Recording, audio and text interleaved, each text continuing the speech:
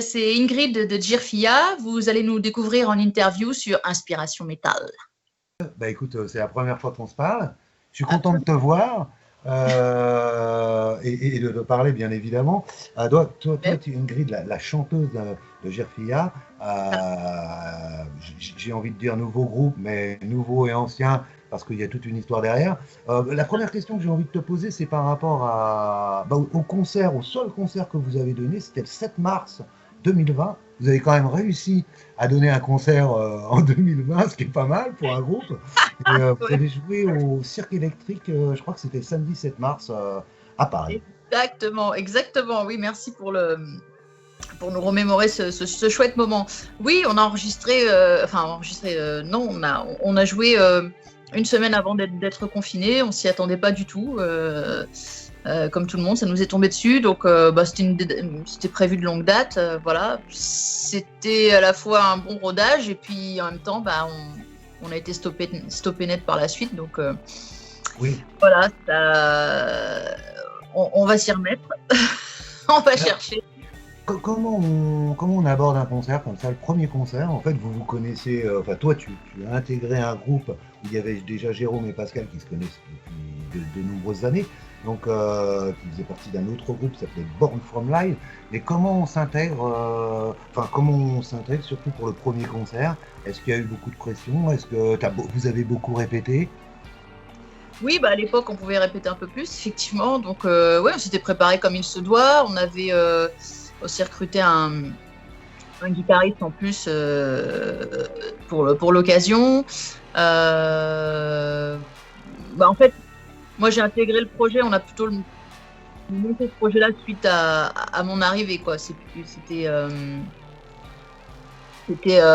l'ai rencontré, je pensais faire partie de Born From Live et puis du coup, ça s'est pas fait. Ils ont préféré monter un autre projet.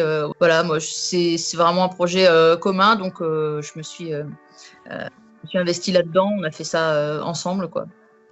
C'est oui, parce que qu'est-ce qui différencie finalement Born From Live de Jirfia? Est-ce que ton arrivée, vous avez changé beaucoup de choses? Enfin, je veux dire, qu'est-ce que tu penses avoir apporté? Et qu'est-ce qui différencie en fait les deux groupes? Et est-ce que l'autre groupe existe toujours? Je pense qu'on peut mettre les choses au clair tout de suite. Non, Born From Live n'existe plus. Il avait fait son temps, je pense. Hein. Après, je me fais un peu le porte-parole des deux autres. Jérôme et Pascal qui ont fait partie de cette aventure-là. Pour raconter, peut-être raconter la genèse, du coup, moi je suis tombée sur cette annonce de Born From Live qui cherchait à collaborer avec d'autres chanteurs ou chanteuses. Moi j'avais envie de me frotter un peu, me confronter au métal et du coup je les ai rencontrés, ça a matché tout de suite. Ça n'a pas pu continuer, ils n'étaient pas tous d'accord vraiment pour continuer avec une voix féminine en tout cas. Donc c'est plus une continuité, c'est une continuité de Born From Live parce que ça reste quand même Jérôme le principal compositeur et parolier, c'est lui qui porte cet univers et puis les thématiques sont les mêmes, c'est l'actualité, l'engagement par rapport à l'actualité, la noirceur du monde, voilà. Mais oui, ce qui change, effectivement, c'est ma voix claire principalement et une autre façon d'interpréter ces textes-là, peut-être plus dans l'émotion, dans la hauteur aussi, dans les harmonies, voilà. Parce qu'il y a toujours Jérôme qui fait des petites interventions, comme sur le premier morceau, enfin sur d'autres morceaux, mais le premier morceau qui ouvre l'album. Est-ce que finalement ce premier morceau qui s'appelle Silently, c'était justement un peu une sorte de transition pour ne pas trop, pour que les fans de l'ancien groupe Born From Live se retrouvent? C'est-à-dire, il y a toi qui chantes, et puis il y a quand même les voix de Jérôme qui sont beaucoup plus drôles, beaucoup plus def. Ouais. Disons que, alors on a fait quand même l'EP Wait for Down déjà pour se roder un petit peu, essayer de trouver un son à nous, je dirais. On n'était pas au complet, il n'y avait pas ce line-up là, puisque le premier EP, en fait, c'est un batteur de session. Donc, ça nous a permis de poser le son, trouver cette identité par rapport à ma voix, est-ce que ça pouvait apporter.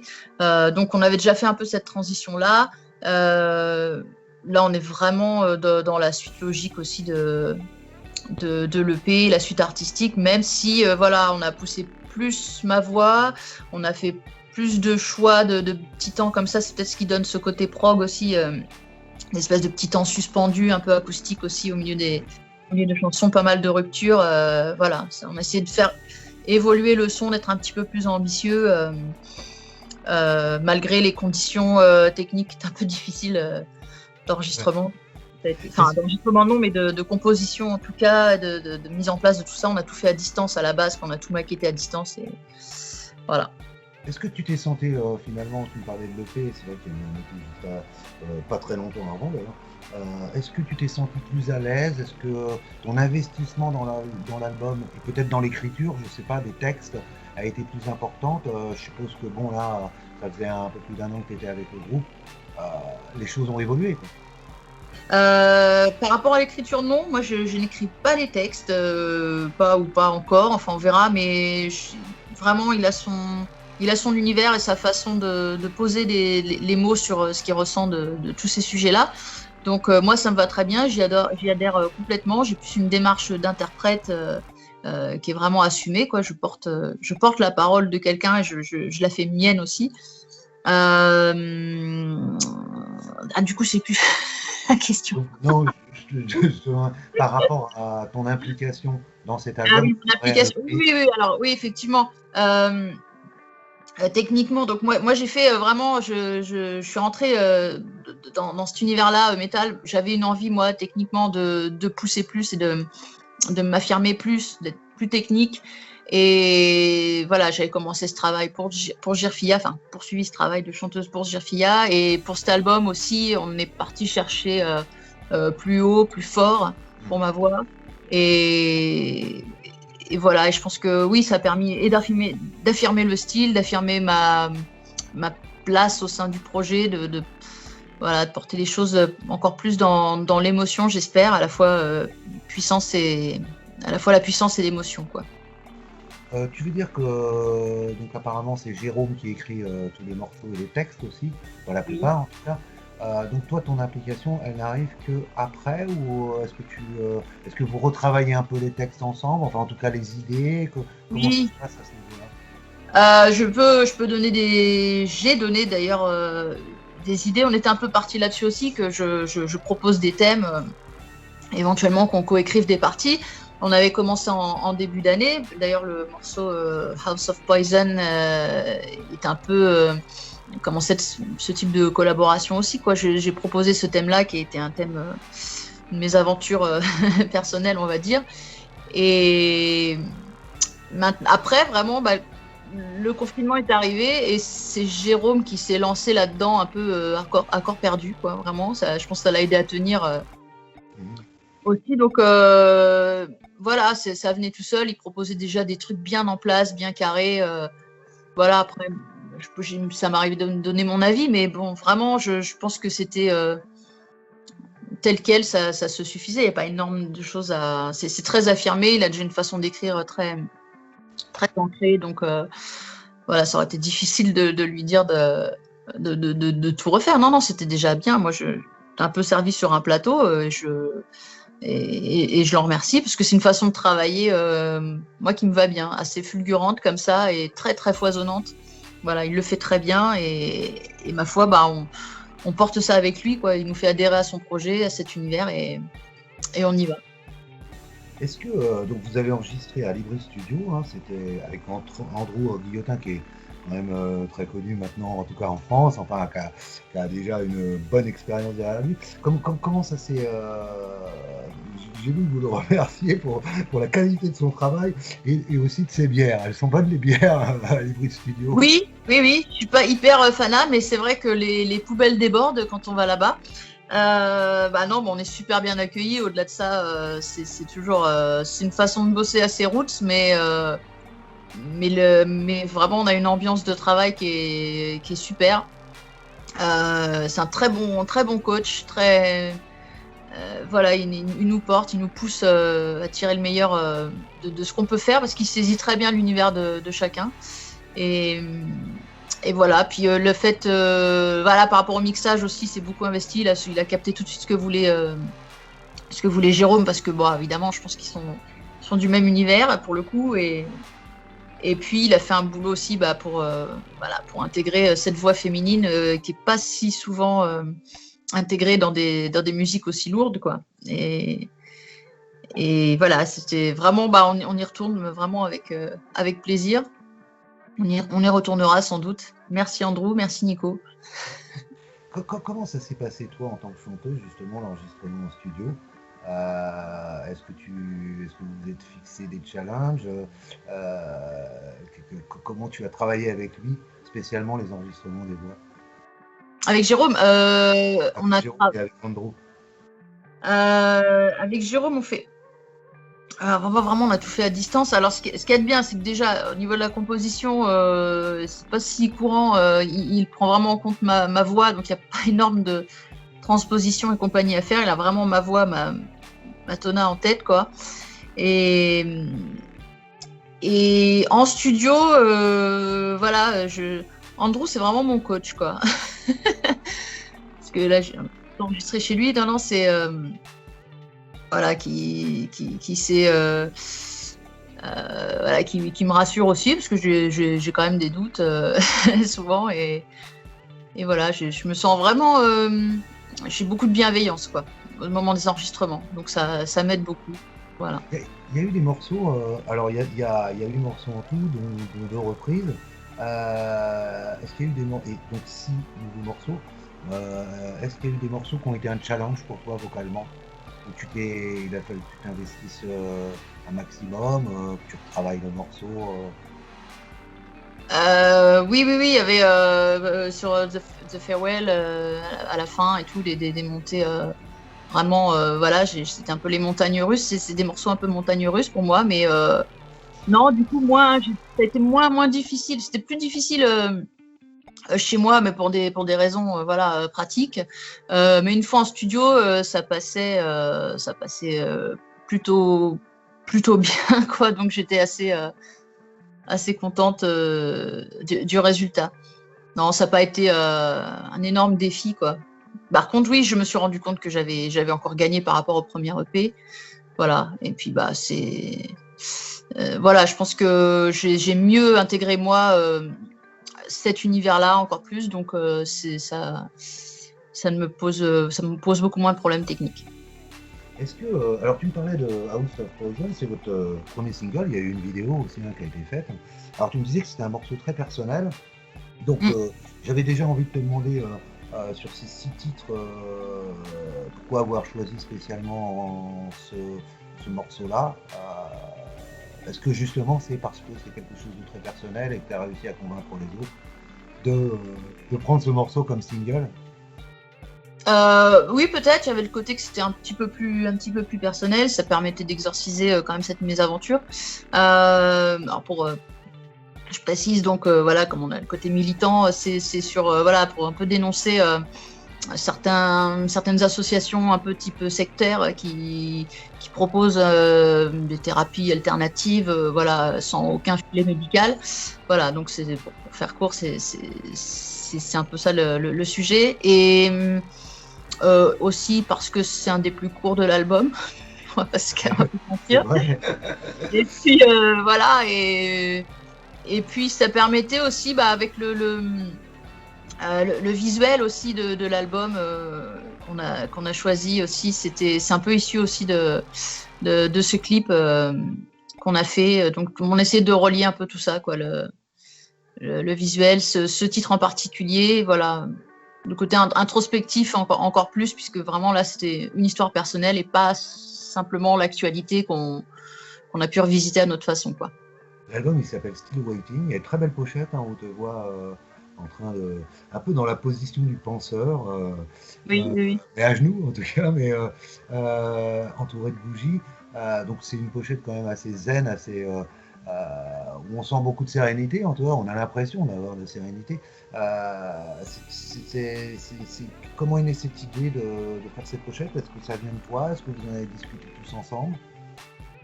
Oui, ça a été un gros sujet de réflexion, vraiment de savoir est-ce qu'on on faisait appel à un graphiste un illustrateur comme ça avait été le cas pardon, sur le premier EP. On avait cette illustration. On voulait que ça soit une continuité, donc on a déjà vu ce qu'on avait proposé comme pochette sur le premier EP avec ces figures féminines un petit peu déjà avec qui se cachaient le visage.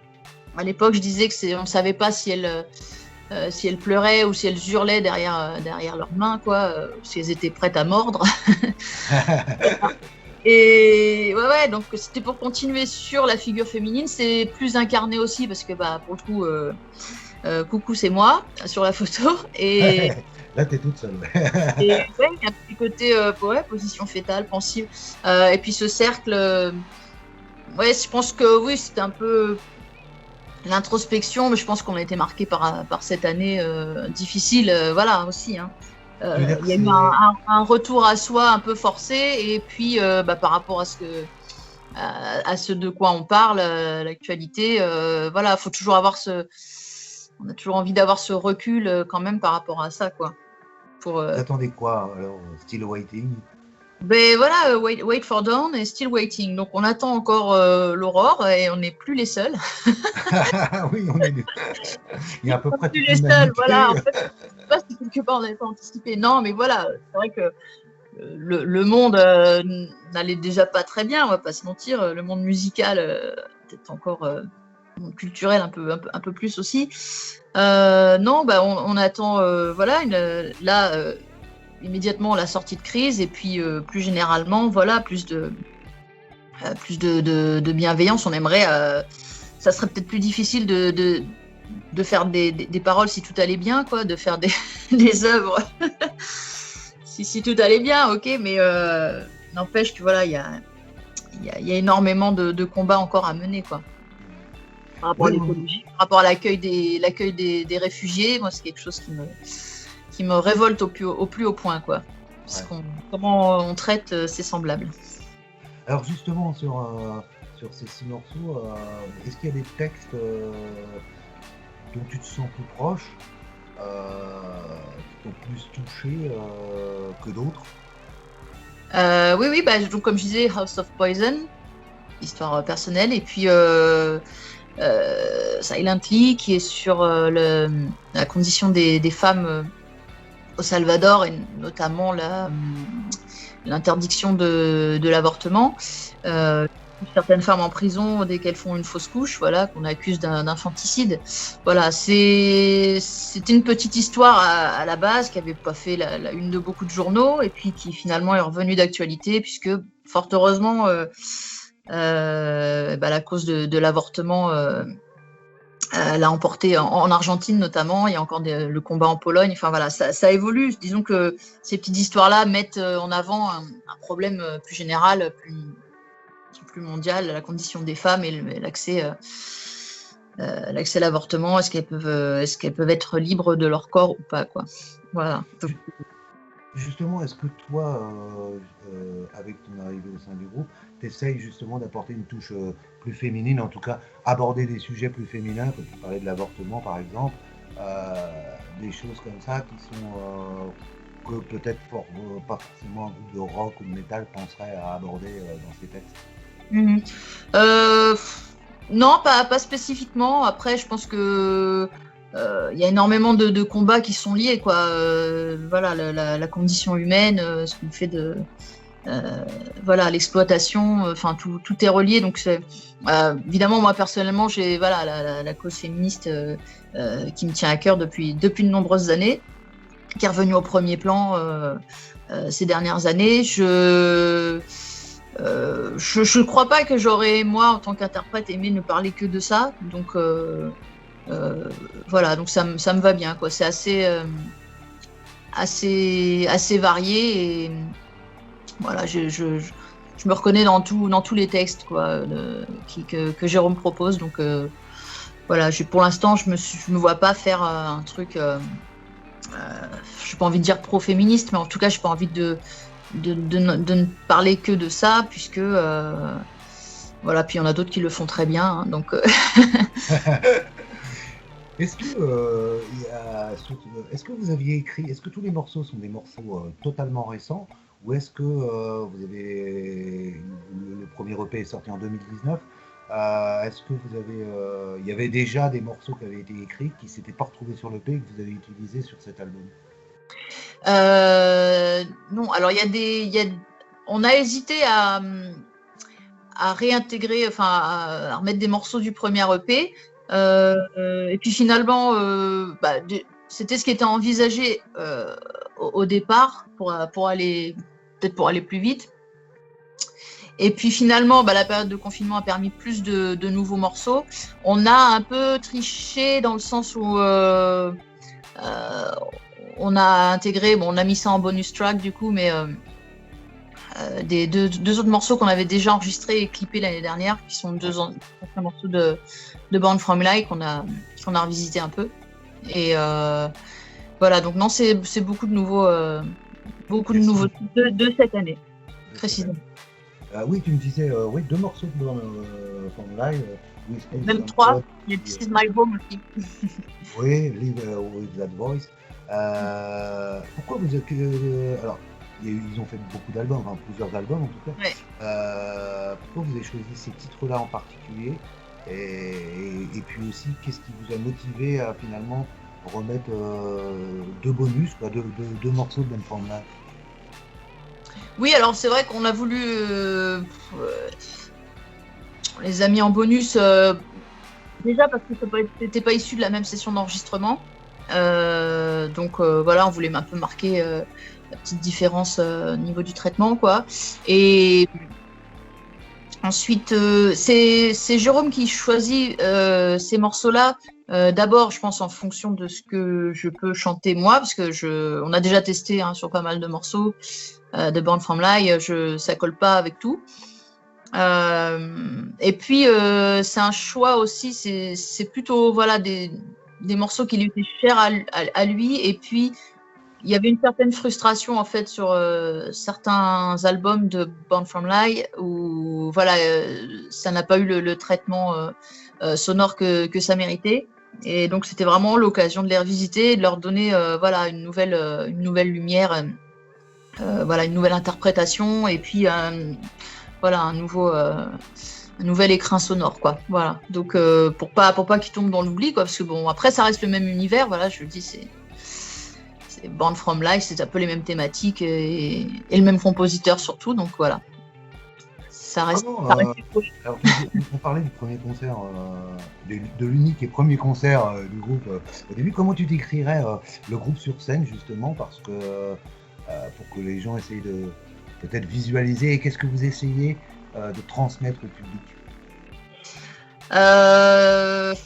Ouais, c'est compliqué sans tomber. J'espère qu'on arrivera à tirer au mieux voilà cette dualité voilà entre le brutal et l'émotion. Idéalement, il faudrait enrober ça d'un peu plus de visuel aussi, voilà, des choses qui illustrent encore plus ce de quoi on parle, quoi. Voilà, mais j'espère que ça soit un moment à la fois voilà fun où on se détache un peu de son quotidien, mais voilà, par nos thématiques, je pense que ça peut être un petit moment d'introspection aussi, quoi. Voilà, mais jamais dans le pathos, voilà. Mais vous avez envie de vraiment qu'on arrive à faire passer nos messages. J'ai l'exemple de Rage Against the Machine, mais voilà, c'est un peu cette démarche-là, quoi, aussi.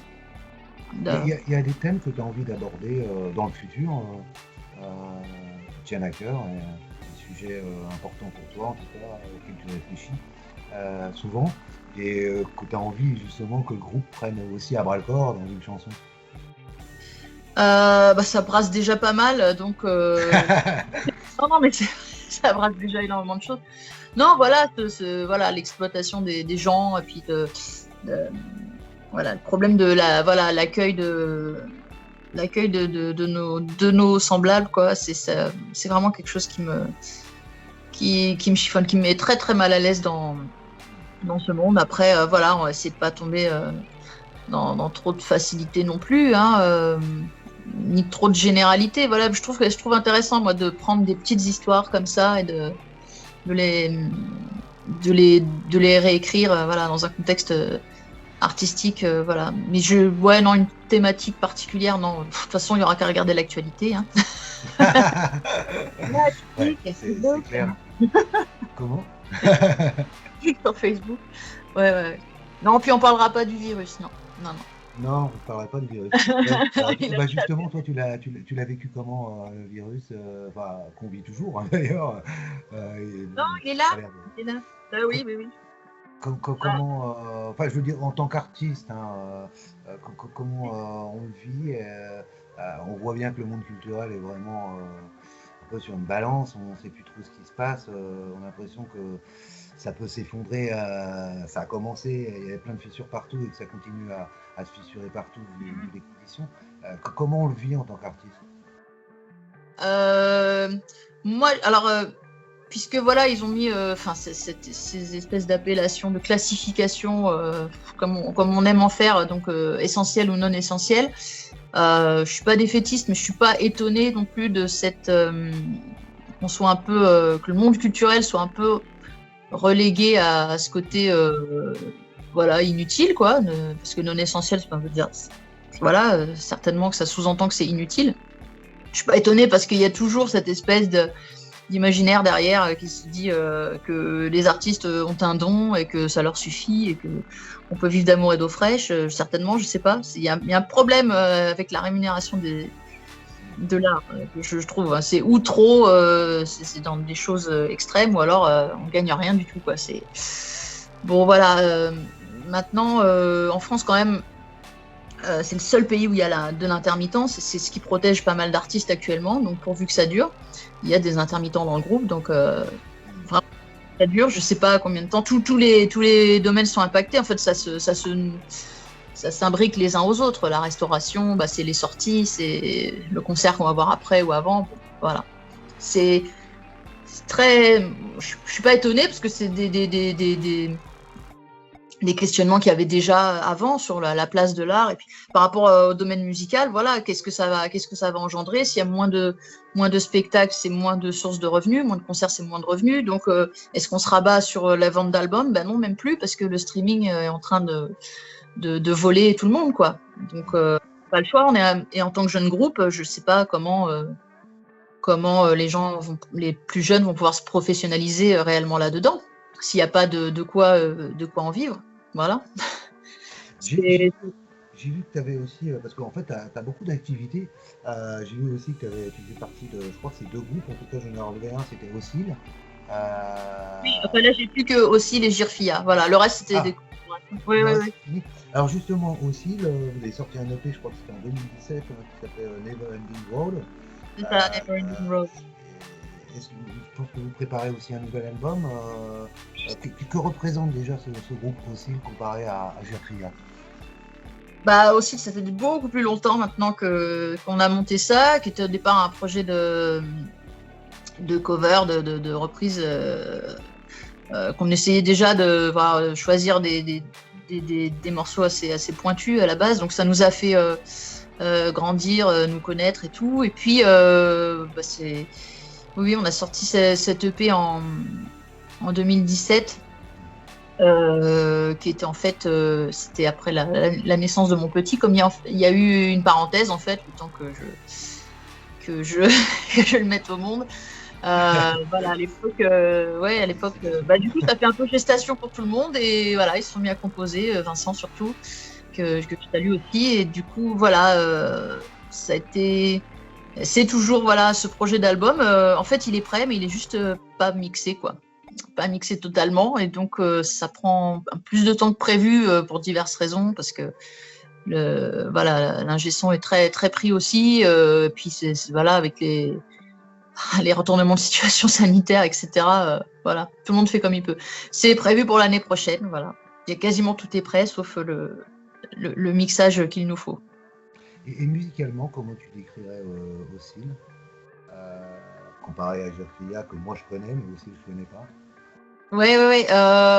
Ils ont quand même, ils partagent quand même pas mal de culture métal, plus que moi encore, hein, mais c'est vrai que c'est pas exprimé de la même façon. Non, c'est plus du prog. Je sais que Vincent, lui, il assez la démarche artistique de Pliny par exemple ou de Steven Wilson, voilà. Ouais, c'est plus du prog, ouais, des fois il y a des choses un peu jazzy aussi, un peu plus groove que Jirfia, quoi. Et j'utilise pas ma voix de la même façon, je la pousse pas de la même manière chez Oscille. Voilà, donc pour moi c'est complémentaire.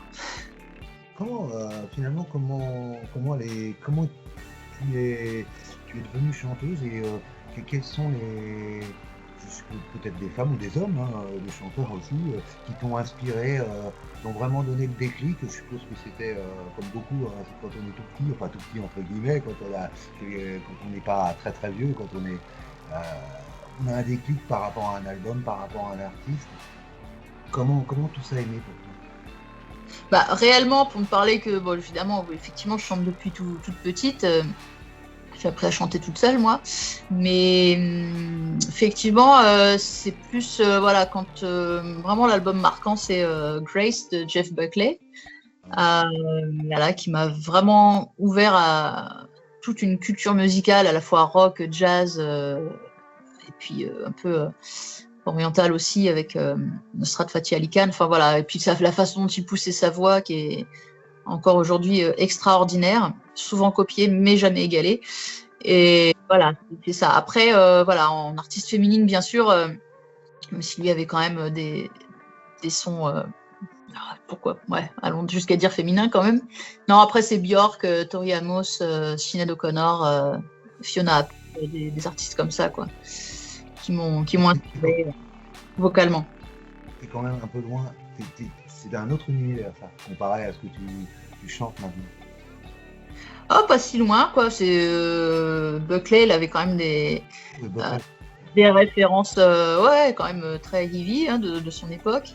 Et Björk a un côté assez rock aussi, j'aime bien dans sa façon de chanter, quand même. Ouais. Après, oui, effectivement, Tori Amos ou Sinéad O'Connor, c'est vraiment plus l'hyperféminité, et puis pas tout le temps dans la puissance non plus, quoi. Qu'est-ce que, pour conclure, en fait, j'ai envie de te demander, vous arrivez avec votre premier album, qu'est-ce que tu as envie de dire à tous ceux qui vont finalement découvrir le groupe, découvrir l'album, découvrir le single avec le clip? Ça s'est passé comment le tournage du clip? C'est quelque chose que tu as bien aimé faire, tu as apprécié? Oui, encore que je suis pas, enfin voilà, moi les caméras c'est pas trop c'est sympa, mais je suis pas hyper motivée par ça. Bon, après voilà, le clip c'était super, on m'a mis en confiance et tout, donc ça s'est bien passé. On a fait ça aussi très très rapidement, vraiment on voulait profiter de cet été, donc on a fait enregistrement, mixage et clip à la toute fin, juste avant la rentrée. Voilà, donc c'était une chouette expérience, un chouette moment, et je pense, voilà, on a eu beaucoup de mains aussi de professionnels. Je salue Vincent qui nous a mis en image. C'est vraiment bon, bah on aimerait remettre ça. Mais... Ça veut dire qu'il pourrait y avoir un deuxième extrait de l'album?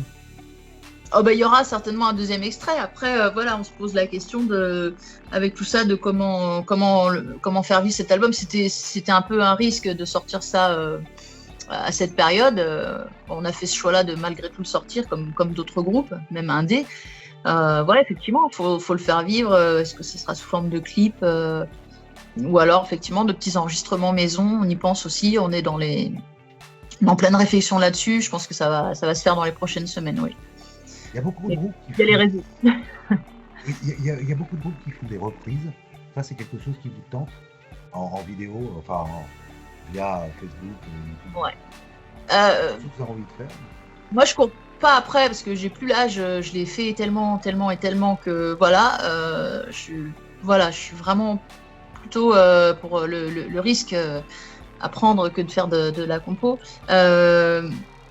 Maintenant, c'est vrai qu'on est un peu tributaire de ce qui se passe sur les réseaux. Il faut du contenu, ce qu'ils appellent du contenu dans le marketing. Donc, bah, écoute, oui, il faudra sûrement peut-être passer aussi par de la reprise.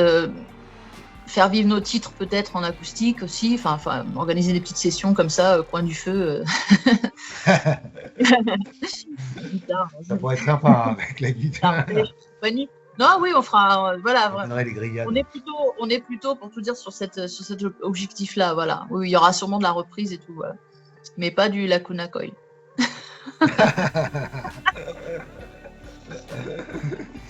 Oui, parce qu'on vous compare souvent. Oui. Ouais. Qu'on aime bien, hein. On aime bien, mais que c'est pas une influence. Puis du coup, pour le coup, on se dit, oh, c'est trop facile, hein, quand même. Donc, bon, pour Girfia, qu'est-ce que tu as envie de dire par rapport à cet album? Qu'est-ce que tu as envie de faire comprendre aux gens, en tout cas, par rapport à votre motivation, par rapport au groupe que vous êtes, par rapport à cet album qui est important quand même, c'est le premier. Il y a beaucoup de travail derrière aussi. Qu'est-ce que vous avez envie que les gens comprennent, en tout cas de faire passer par rapport à vous, par rapport voilà quoi, on aimerait apporter cette dans le rock, c'est toujours très dans la revendication, dans la protestation, donc on est dans cette veine-là, on apporte quand même une petite touche d'émotion supplémentaire, je pense. Voilà, si on se sent concerné de manière globale, quoi, par ce qui se passe, si on est attentif à ce qui se passe, on se retrouve tout à fait dans nos textes et dans notre univers. Si on aime les voix féminines aussi, il y en a qui aiment pas. C'est important. Voilà, sans que ce soit un genre en soi, j'espère pas. Voilà, mais de soutenir, de pas hésiter. Et pourtant, il y en a plein qui hésitent. Voilà, faut soutenir les groupes émergents, à la fois en allant voir les futurs concerts, mais aussi voilà clairement le streaming c'est du vol. Donc et pourtant 90% des jeunes groupes s'autoproduisent. Donc il y a un moment faudrait penser à ça, quoi, que il y a un investissement on n'est pas obligé de le faire, on a envie, mais c'est vrai que ça passe aussi par ça pour soutenir ceux actuels et puis ceux qui vont venir aussi. Donc ne pas oublier si vous avez envie de participer à ça, vous êtes les bienvenus, quoi. Tu me parlais de streaming, justement, comment t'expliques ce paradoxe qui fait que c'est vrai que pratiquement aucun groupe français, il y a très très peu de groupes français professionnels qui vivent de la musique. On peut les compter sur les doigts des deux mains, quoi, c'est tout, en gros, hein, pour synthétiser un peu. Comment t'expliques ce paradoxe qu'il y a énormément de groupes en France, comme tu disais, autoproduits, et en fait, finalement, on peut se dire, ça ne peut rester qu'un hobby, une passion, peut-être pour quelques-uns développer un peu plus, mais tous ces groupes qui s'autofinancent, qui sortent beaucoup d'albums régulièrement, qui peuvent avoir des carrières de 10-15 ans, et qui sont sur les routes aussi, qui essayent en tout cas de tourner un maximum, et en disant, voilà, ça va rester un hobby entre guillemets professionnel. Mais... Oui, il y a une espèce de plafond de verre je trouve. Je regarde ça d'un œil relativement neuf pour la scène métal. Moi, j'ai l'impression qu'elle ne vit aujourd'hui, c'est un peu le piège, mais la visibilité se fait énormément sur les réseaux. Finalement, il y a peu de... Enfin, quand tu n'arrives pas à remplir même des fois les petites salles, quoi. Voilà, donc c'est compliqué. Sur Paris, encore plus. Il n'y a pas de réel lieu où se produire. Il y a un énorme... Le Hellfest nous le montre, il y a un énorme potentiel, il y a un public de dingue, quoi. Mais assez peu de curiosité aussi, quoi. Et... Ouais, trouver un modèle économique. Il n'y a pas de label non plus. Il y a pas, même si je crois que Nuclear Blast, ils sont installés à Paris, je crois. Oui. Je crois que j'avais vu ça. Ouais. Peut-être que voilà ce que ça peut donner. C'est curieux, c'est moins. C'est une scène ultra vivante, ultra riche. Voilà, mais les gens, voilà, on classifie beaucoup. J'ai remarqué aussi, les prog par-ci, mélodique par-là, death, compagnie. Il y en a pour tous les goûts, il y a le public pour ça, mais ça n'intéresse pas. En plus, je pense qu'il n'y a pas non plus une volonté à tout prix de coller au grand public, quoi. Mais c'est très difficile d'émerger, c'est clair. D'émerger et d'en vivre. Après, voilà, s'il faut faire 365 jours de tournée pour gagner 500 balles, bon, je crois pas que ça soit vivable sur le long terme. Voilà. Parce que c'est un peu ça, je crois. Même pour tous les artistes. Voilà. Bon, bah écoute, merci beaucoup. Merci beaucoup pour l'interview. Merci à toi. Ouais. J'ai bien aimé ce moment, on a passé un bon moment ensemble. Et c'est Même, à parler de cet album, à parler du groupe. Et à parler peut-être du futur.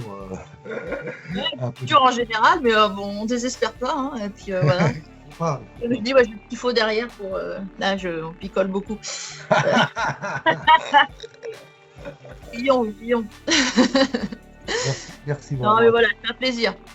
À bientôt. Merci en tout cas, voilà, tout ce qui est webzine, radio, voilà, on est interdépendants les uns des autres et c'est un plaisir parce que c'est vraiment on sent qu'il y a des passionnés derrière, c'est chouette.